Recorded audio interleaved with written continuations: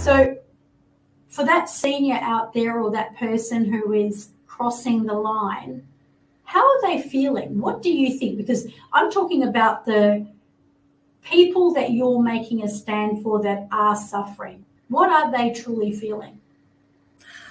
I don't believe I'm standing for anybody. I really don't. I think that I'm seen as a senior author, and that if I can, when I mentor someone, it's bringing their truth out, not mine. And when they're a creative author, it's a story that's been playing in their head for a very, very long time. To me was an adventure, absolute adventure. The editor was quite strict in her marking, but actually writing a book, it was finally I can say what I think, say what I feel, say what I it was just an adventure for me, and I find every book I've ever written, I thoroughly enjoy myself. So what if someone doesn't like your words on paper? So what? Absolutely. If everybody likes you and everybody likes your words, you're doing something wrong. That's right. Yeah. You're going to have, let's be honest, you're going to have the haters and the lovers. My name is Terri Messenger, and I am Hey, and welcome to Terri Messenger's Genius Zone. And, this is the place in the space where you are going to get your own free masterclass absolutely free.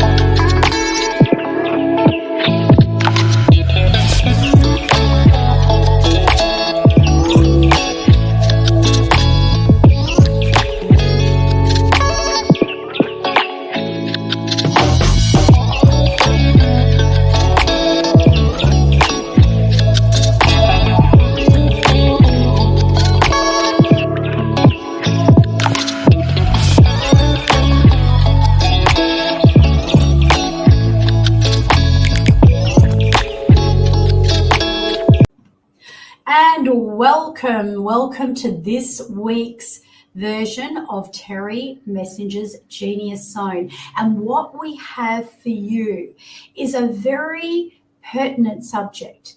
It is a subject that if we are most blessed and fortunate to go into life and reach a very old age, we're all going to experience it. So we cannot get away from it. But how do you feel about old age? What is your thoughts? Do you consider it as old age? Do you consider it as wisdom? Do you consider it as becoming a senior that has experience? Well, the words that you use and the way that you actually articulate yourself have a very strong bearing.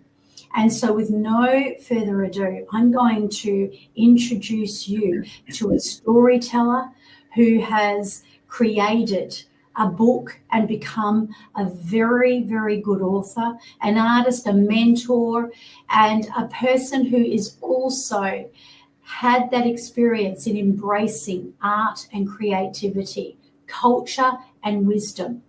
And she also understands the deep respect for community, culture, and being respected at any age, especially as you move into your senior years.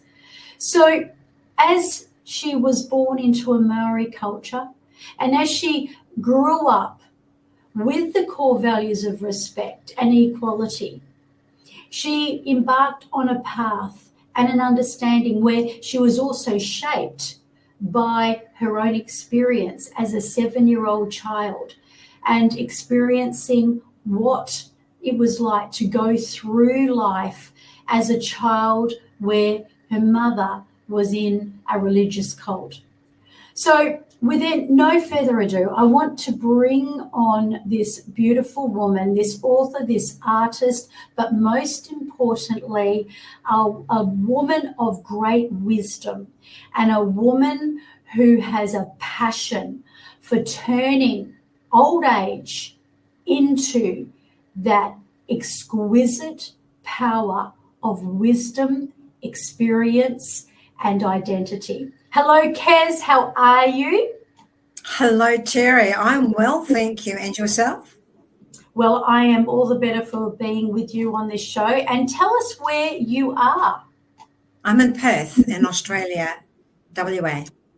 That is just so wonderful.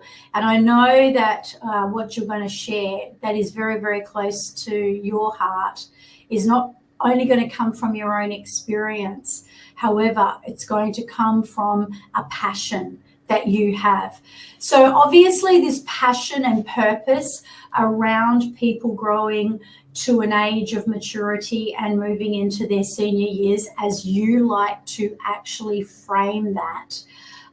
Where did you discover that people were put into a different category when they grew to a more mature age?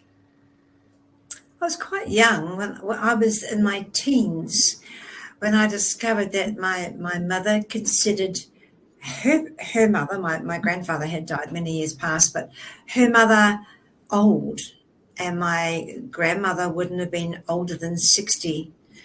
And I often would sit back and think, but my grandmother's not old. She was still quite an active woman. And watching how my grandmother literally had to accept the fact that at 60, she thought she was worthless. And I loved being with her and the wisdom. She taught me how to play a piano. She taught me, how to be polite in society. So watching her suddenly decide that all she was good for was the nurse's visit, a cup of tea, maybe with the nurse, a rug over her knees, and listening to BBC broadcast. And I was shocked. As a young child, I now realize that my spirit was halted and thought, what's going on here? What is going on? She was still very versatile. She was out there gardening, looking after her chickens, but society told her no. Mm-hmm. So this is a very long-term ingrained passion of something that you witnessed. And, I can't help but feeling like culture and socialism and the way that people are doing life today is become very prejudiced. It's become very much put into boxes. And I was kind of just flashed back to my own grandmother, because my grandmother, on the other hand, had my mother when she was 15 years old. And that was, in those days, that was very difficult. And that was a very isolated world. So, when I was 15 years old even, my grandmother was young enough to be my mother. And, she never lost her spirit. But I know that a lot of people do. And she actually maintained her views, her political views, and she even changed a part of the act in real estate because she made a stance that she didn't like and she wasn't going to tolerate the way that they treated old people in their villages and in those places where they're supposed to be enjoying the rest of their life. But do you know what happened, Kez? No. What happened was all the people that were living in that, I guess, retirement village, so to speak, they were quite elderly, but they'd fallen into that category where they'd almost accepted, I'm old, my life is now finished. And you know what, as much as they believed and they agreed with everything that she was, thinking and feeling about the laws and all of those political views around how they treated those people, those people ended up backing out. And I feel that they backed out because they didn't think they were good enough. They thought they were old and grey. Nobody would listen to them. And my grandmother was one person that stood up and be counted. And sadly enough, in her passing, the act changed after. So she did leave a legacy. But you talk about, embracing the ability to continue learning and to continue, rather than saying, I'm retired now, you talk about who they become rather than being in that category of retirement. What do you believe people think when they hear the word retirement? I watch their faces. Like my husband is very honest. He says, I'm retired. And then they say, what do you do, Kate? I'm still working. I work. I'm only part-time working now, but I still work 6 hours a day. So watching they treat me like, oh, you're still working. What do you do? How do you do it? All those people you meet. Whereas they put my husband aside, not knowing that he is magic. His experiences in life are absolutely magic. So they don't know that he's a fabulous gardener. They don't bother to inquire. They don't know that he's involved in 2 or 3 clubs. They don't bother to. Whereas where I'm concerned, because I'm working, they think, oh, she's interesting, and that's not the case at all. The case is that as a married couple, we are equal. Absolutely. And equality must come back in. It must do, like the sisterhood the sisterhood that's going around now. When they get to equality, then they can turn around and say, we've made it. But until you've got the equality there between male and female, or whatever genre you choose, we're still just walking in circles.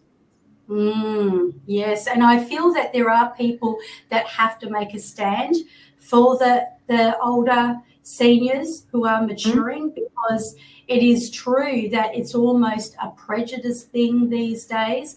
And, even our politics and everything else kind of leave a lot of those people behind. And yet we're all going to get there one day, And I think people let that slip through their fingers and they forget. But you prompted me again, because my grandfather, when he retired, which incidentally, DeMartini says that if you tell people you've retired, you've expired. So rather than telling people that you've retired, it is not your label. It's like saying that, I'm, got ADHD or I'm depressed. You are not the label. You are simply, that is just a terminology. But what prompted me was that my grandfather actually came into his life purpose unwittingly, not knowing what it was, for all of his years up until he got to age 70. And he developed a garden in his backyard. And I remember he used to talk about it like having his Tommy Tomatoes. And, he loved his gardening. He ended up turning it into a massive greenhouse. And he ended up selling those beautiful plants that he seeded, he developed, and he put his blood, sweat and tears into. But what he discovered is not only was he a green thumb, but he was really able to converse with people and come to life, because he had people in his backyard all the time. So, a few things about becoming a senior, and I'd like to say this, that you become more aware of yourself. So how does that differ? Yeah. How does that differ from a person, perhaps your own experience of knowing who you are today and having a world of experience compared to a 20-year-old or when you were a young whippersnipper? Well, all I can say is I don't know how I survived by having knowledge I've got now. And I look at young mums around me and I think the knowledge and the patience will come. It will come. I'm not denying I have a few friends that are in their 40s and they are magic, absolutely magic, the way they raise their families, they go to work, they have a fabulous marriage, their partnership is strong, they have a strong community feel. And being brought up in a cult taught me one thing, and that is community is so important to raising a child. It really is. And as and I don't believe that we become emotionally mature until we're in our 40 plus. You know, from that age on, I was able to think that comment doesn't matter, but I will take that on board and think about it.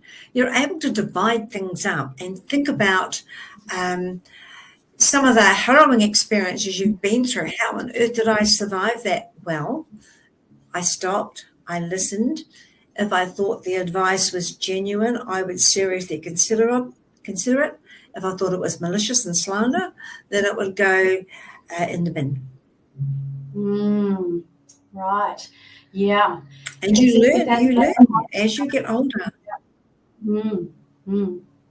So how did you see your mother's cult as a child? Did that have, could you talk about the community side of it? And I agree that it does take a village to raise a child in the best possible way, rather than just sending them off to school and hoping that the teachers are going to do it all for you, you know. So what was that cult about, and how did it kind of impact you? Cult's a very strong word, Terri. And when I look back now, it formed me into showing respect, no matter the age or the gender. It's showing respect. Everybody deserves it.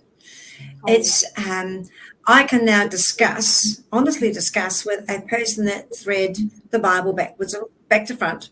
I can discuss scriptures, which is not everybody's favorite thing to do, but I can sit there and discuss scriptures, or I can discuss America's politics. I don't believe in what the cult taught me is they were very closed, whereas it taught me to be able to write like I do, to be able to meet and learn of all the experiences of other people and write about it.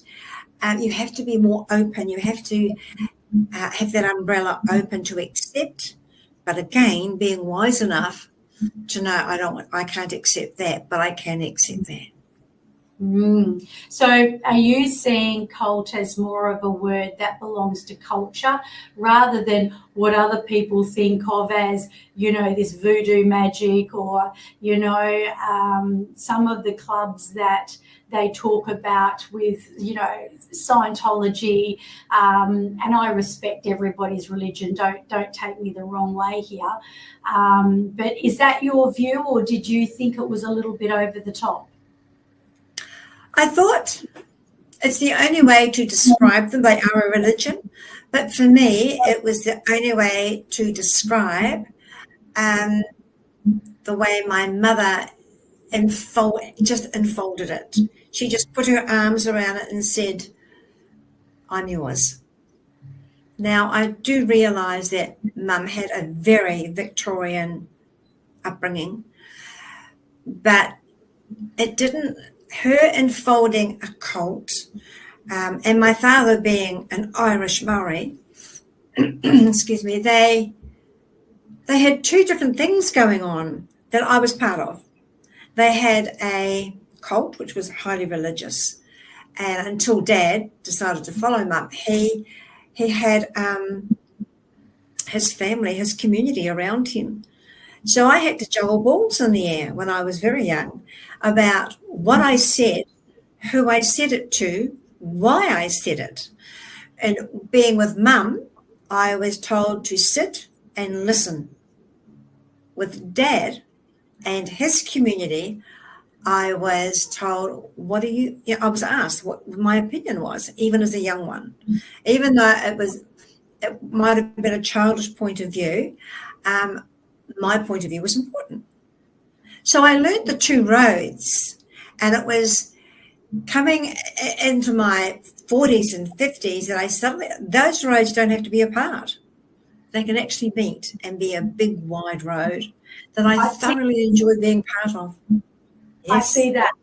That's what I'm seeing in my mind. Like Mum's on one side of the spectrum, quite closed, and there are the good things about that kind of thing, even in some of the cults that people might have affiliations that are negative about.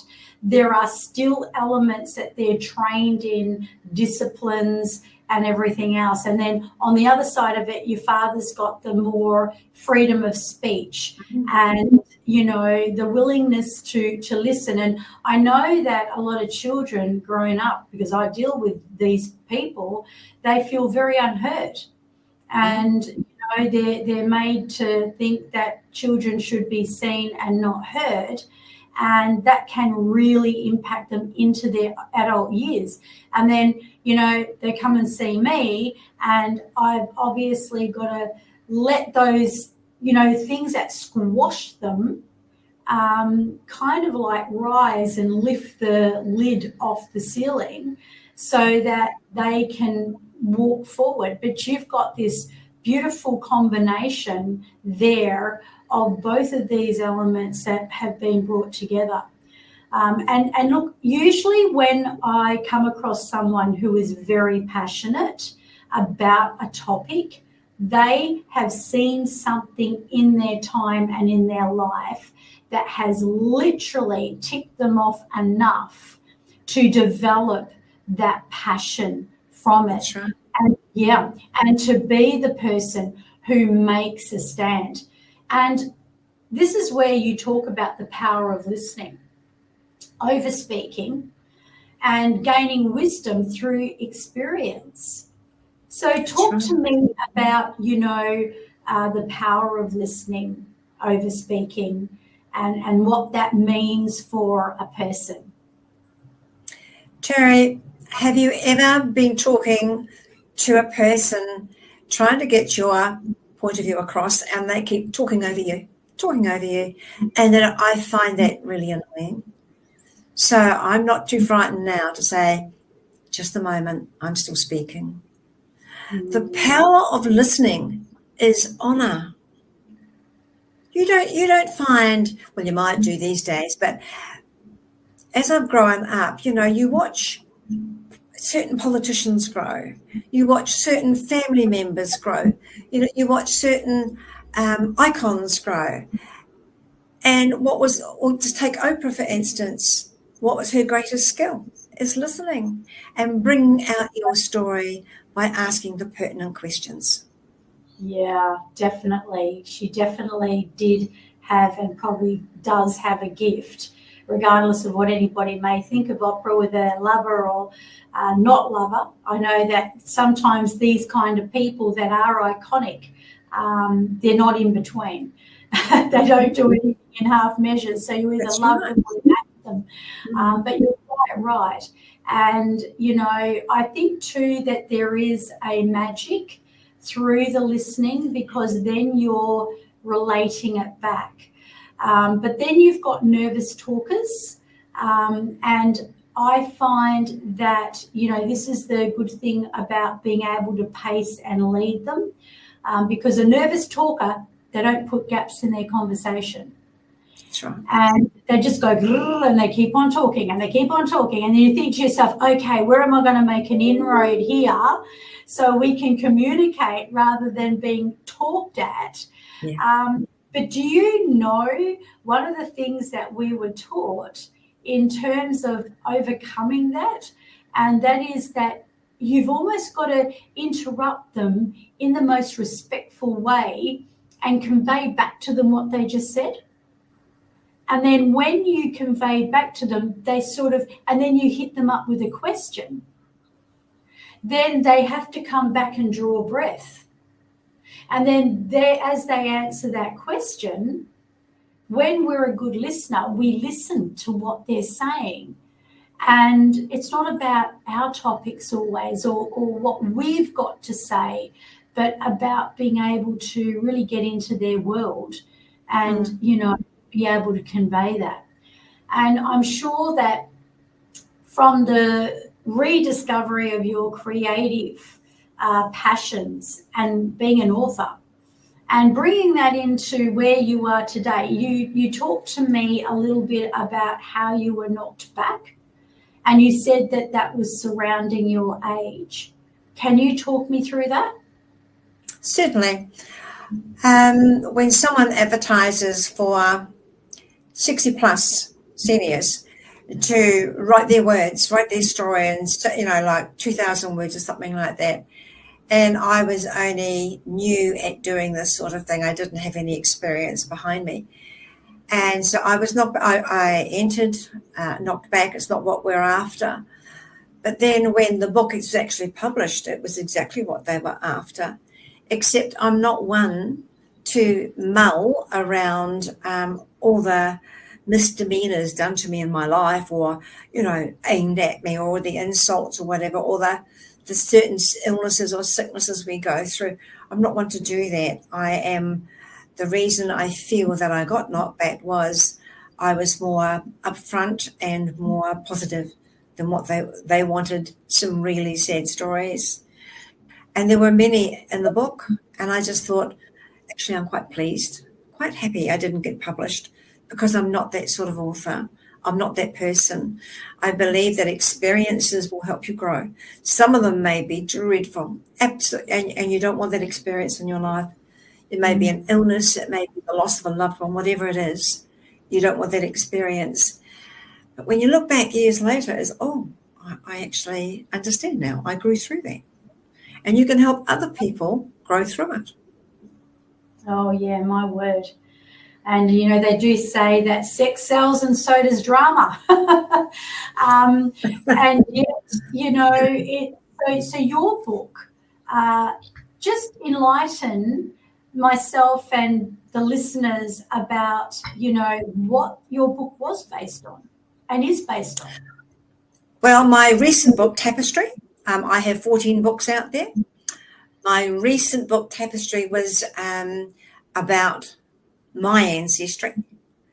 And as much as I could fill it out of doing some research, which took me about 2 years to fill it out, different bits and pieces, and writing about it and putting it into a format that would make my ancestor, the woman on my mother's side, especially, make them change makers, make them powerful, make them, I'm not talking about becoming president of whatever country, but I'm talking about their stance in the community. They demanded respect. Mm-hmm. And that's what the book was about. It was about reading about these women, and it started off in the 1800s when I went right back and went through the history of my family. A lot of it is creative writing, but the actual core of the story is these women made a difference to my life. Yeah. Standing up and being counted for that experience. And, there's a few people, and especially people that I rub shoulders with in the coaching field, that have been told, you've got to write a book. Kez, I have got about, I'll try not to exaggerate here, but I've got about 6 or 7 books that are completely unfinished. And there's probably only one of them that is finished, but do you know why I won't take it up? because I'm a perfectionist and I'm a serial editor, and I keep going back and changing things and changing things and changing things. And also there is a sense of overwhelm. So I'm telling myself, and this kind of prejudice is probably no different to a person who's a senior, that I'm not good enough to be able to do that. Yes. So what's the secret? Can you tell me, is it that you just go into oblivion and you pretend like nobody's ever going to read it, and you share everything that that's relevant to yourself, and then just put it out there, or with obviously the editing with the right people and publishing, etc. But what do you think the key is to writing a book and becoming an author? Writing a book to me was an adventure, absolute adventure. The editor was quite strict in her marking, but actually writing a book, it was finally I can say what I think, say what I feel, say what I it was just an adventure for me. And I find every book I've ever written, I thoroughly enjoy myself. So what if someone doesn't like your words on paper? So what? Absolutely. If everybody likes you and everybody likes your words, you're doing something wrong. That's right. Yeah. You're going to have, let's be honest, you're going to have the haters and the lovers. And it happens with everybody, whether you're in a private sort of situation. You're going to have people that will knock on your door and say, I'm here for a cup of tea, or you're going to have people drive past your place and say, I want nothing to do with you. It's society. That's what it is. I have many followers that love my books, and it's not huge, but you know what? They get such pleasure out of reading what I've written. I take them on an adventure. I love that. So you're sort of building that story, and you're not afraid of polarizing either. And that's also a bit of a secret to being iconic, isn't it? Being able to polarize as well, and be able to sit with that. And I do think that a more mature person is going to have a lot more, if we're going to put people into categories here, they're going to have a lot more poise and ability to sit with that and go, well, they've got enough experience to not let that actually impact their success and who they are. So for that senior out there, or that person who is crossing the line, how are they feeling? What do you think? Because I'm talking about the people that you're making a stand for that are suffering. What are they truly feeling? I don't believe I'm standing for anybody. I really don't. I think that I'm seen as a senior author, and that if I can, when I mentor someone, it's bringing their truth out, not mine. And when they're a creative author, it's a story that's been playing in their head for a very, very long time. It's not my story. So when I mentor people, it's like, tell me about yourself, tell me about your story, how can we make it more creative, better. I work with them on a one-to-one. With my own books, it's like I just hold myself up in my office and just have a thermos of tea beside me, and I just write. And I might spend, say, 4 or 5 hours writing. Of course, you have to go back through it. And being a professional author, it's knowing the tricks and the trade of going back into your book and being able to reverse what you've written so that it sits with your readers, and it's just a fabulous experience for them. That's actually a gold nugget right there. What I've heard you say, and I'll paraphrase it a little bit, but reversing engineering. Like, it's almost as if you've got to know what your point is that you're wanting to make first, and then going backwards, rather than just rolling it out and letting it sort of come forward. And I guess not every senior is going to want to become a book author. And, you know, some of them are in that class where you say yourself that they feel quite disrespected, like they've got less opportunity and they're invisible, or they become invisible. Yes. How do you think that person feels? Where I'm concerned, Yeah. I think that that person, once they've begun to talk with me, their psyche relaxes, their spirit relaxes. You can actually see them take a breath. And to me, that's a gift. When you can see them relax with you, it's an actual gift that you've been given that can allow someone to verse their book, their feelings, their emotions about the book also. It's not just being an author and putting a whole lot of words on paper. It's being able to verse. You know, we wake up different, emotionally different every day. And it's being able to write with that different emotion every day, going back and reading what you've written and realize, oh, yesterday I must have been really annoyed or angry about something because my writing is sharp, it's to the point. There's not even a full stop within the paragraph. Whereas today I'm mellow. And so I've taken my time and the words are softer, they're more generous. And which one do you reckon is better? Or are they both good? Or I like both. I enjoy both. I wake up in many different varied moods. So when I write, when I'm angry, I punch those words out. Yeah. Then I have the ability to go back and say, oh, that doesn't need to be said. That's okay. It doesn't need to be said. It can sit where it is. When it's mellow, it's like butter. It's like well-whipped butter, and I love it. It's like, oh, I'm feeling very generous today, and I can add beautiful words to my text. Wow, I love that because it sounds like flow. Butter, flow, especially if butter is soft rather than hard. And I hear about the punch thing too, because sometimes you think, oh, I can't go out there today. And especially if you are a public speaker or you are going out there to make a difference with people, because I've got too much ammo and, you know, I'm too wired, you know, or I'm too sad or I'm too this or I'm too that. Right. But in fact, that's where we can, you know, leverage it and turn that pain into power.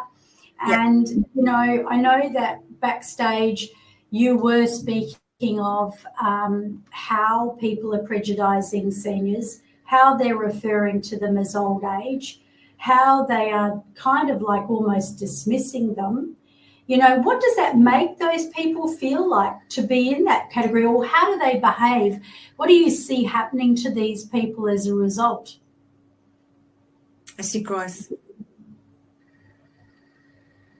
You are very positive, aren't you? You see everything that's positive, but what about what they're feeling? Can I bring you back and say, where have you been? Because the people that are where you're going to help, you know, transform them through their own intelligence, suffer something firstly to begin with.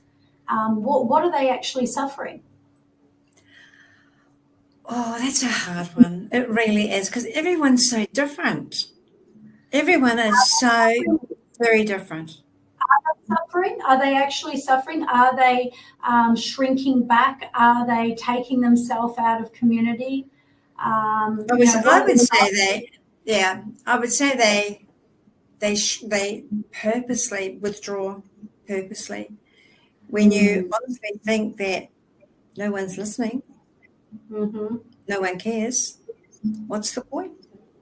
Yeah, sad, very sad. You know, to be in that position. And, but, you know, to be honest with you, Terri, I'm finding more and more and more of my associates that are within my age group. And now they're really positive people. They're getting out there. They're, you know, for instance, one of just as an instance, one of them had severe health issues. and with everyone being positive about it, she's now joined a Get Well club within the hospital grounds that teach positivity, I guess is what you'd call it. And she's thriving. So there's something out there for all of us. We've just got to find it. Yeah. Yeah. So you would highly recommend to that person that is suffering out there, that has been feeling pushed to the side, invisible, and perhaps has lost a lot of hope, you would recommend that they join communities? Of course. You know, and I'm surrounded in Perth. I've got 4 major little cities around Rockingham where I live. Excuse me. And in each one they have a senior centre. And within those senior centres, they're thriving. They have so much like art, activities, physical activities. You can buy a lunch for $5 and have lunch with the people there. That's going to be a good thing. Well, when you get a roast dinner for $5, it's not bad. Amazing. You know, you need to.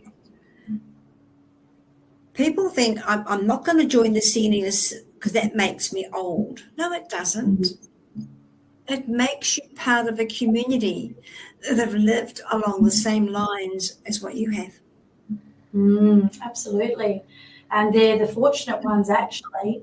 And, you know, I feel that even in the, you know, nursing homes, the care facilities, I feel that there's not enough emphasis from where we stand. I mean, when we voted just recently, I couldn't believe some of the options that we had. From animals to cannabis to all these ridiculous things. I was sitting there and it took me literally, I was with my husband who happens to be in a care facility, and it took me 45 minutes just to cast my vote. And it wasn't because I didn't know what to do. It's like I didn't know what to choose. But there was nothing about, you know, really the things that are suffering, like the health system and the, you know, the seniors and what the government's going to do for them, because they're going to be old one day as well. You know what I mean? So, yeah, I was quite taken aback about. Terri, can I just stop this for a second? I've got people banging on my front door. Would that be all right? Well, I guess it has to be all right. 2 seconds. It won't be a moment. Yep. Oh, you're inside. I thought you were outside. Okay.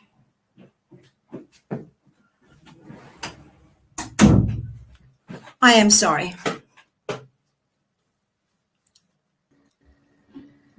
There you go. Well, we are in real life, and you know, with podcasts and things like that, sometimes we get interrupted by children and animals, and that's life. So yeah. So getting back to now growing old together. Yes. When you are fortunate enough to do that, you know, there is that element where some of us maybe growing old without our significant other, because maybe they did pass or maybe there was a divorce, you know what I mean? And I feel very much so that sometimes life happens when you're not expecting it. And there can be those accidental magical moments that move into your life when you're not feeling that depletion, that void, and all of the other things.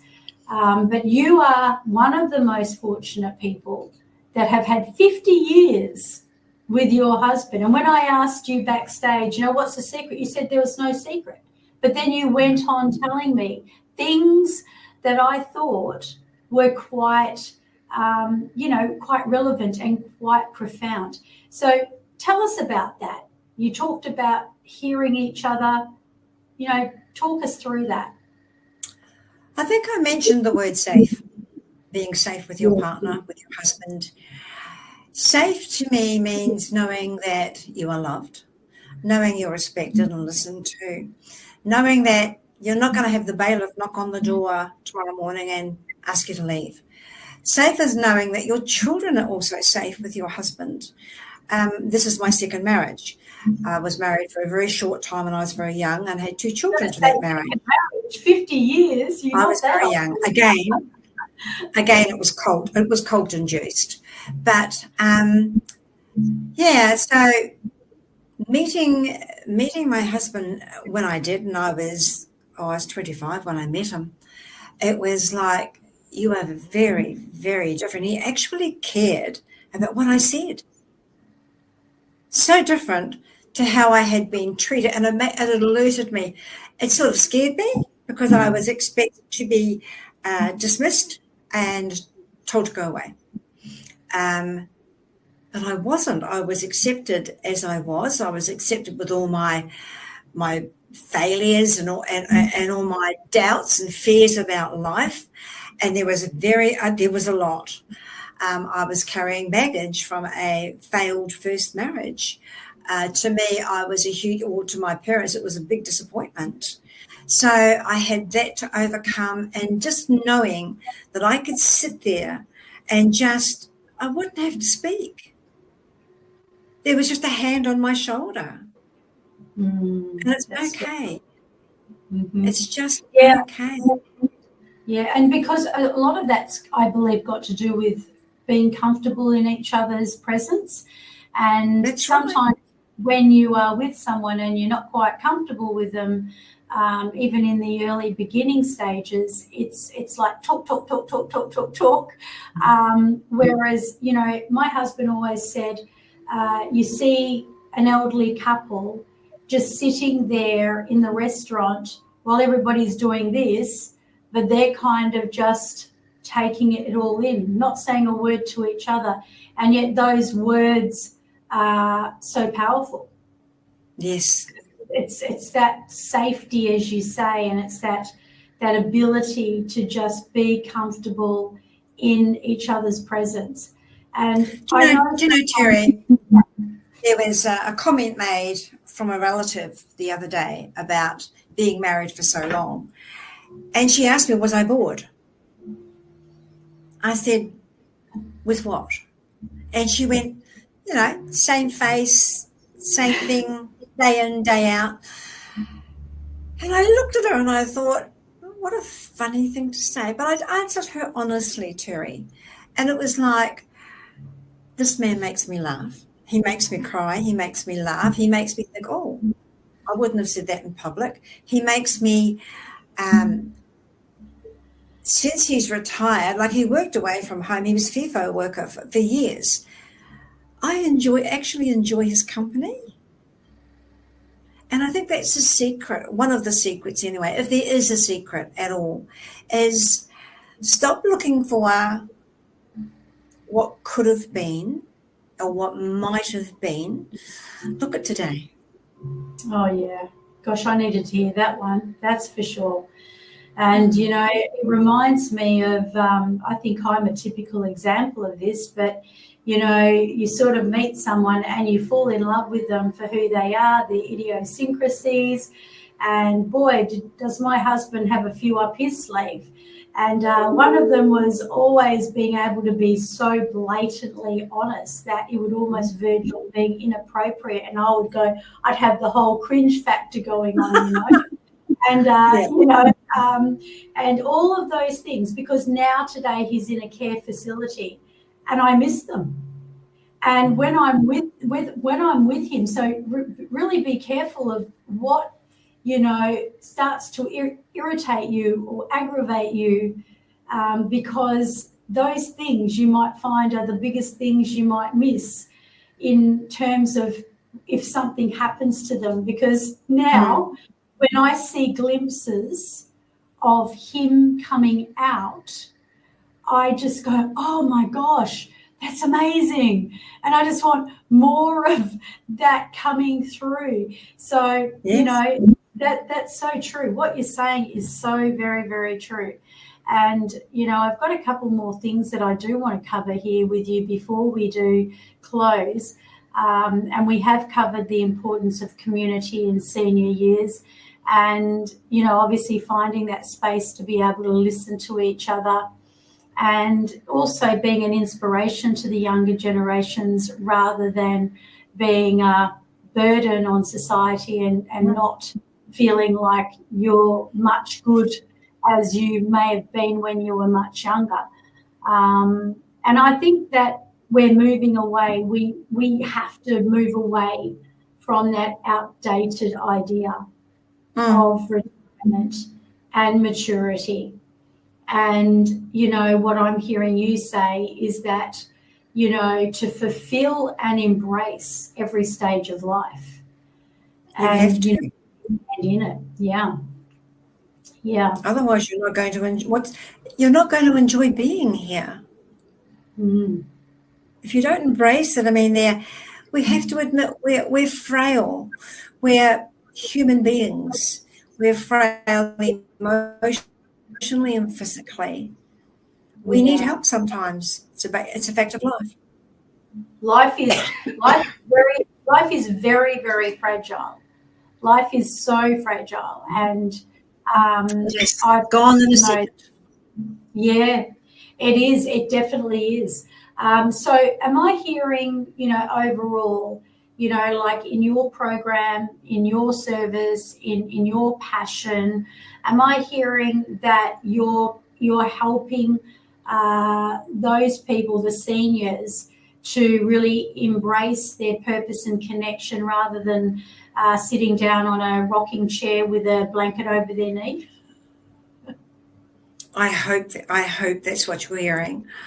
I try very hard, like I bring new projects up to different communities. I suggest new projects for them that are not so much, you know, an activity that they're going to promote, but I actually meet up with a couple of the community centre administrators, and we just, over a cup of tea, we chat about the progress that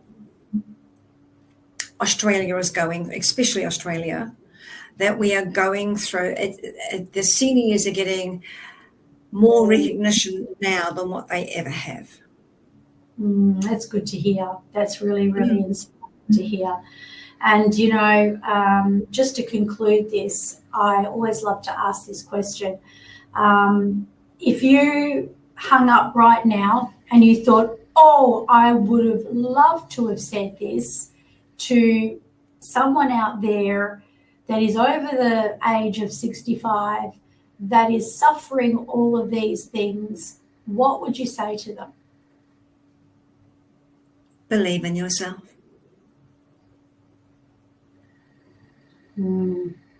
Well, that can go for all of us. Believe in yourself. It can do. But, you know, when you're aging, there are a lot of doubts. Age does a lot of things to one's body. It does a lot of things to one's mind. So be knowledgeable, you know, do what you have to do. But believe in yourself. Believe that your legacy can be left in words. Your legacy can be left in a short movie. Your legacy can be left in the love of your grandchildren.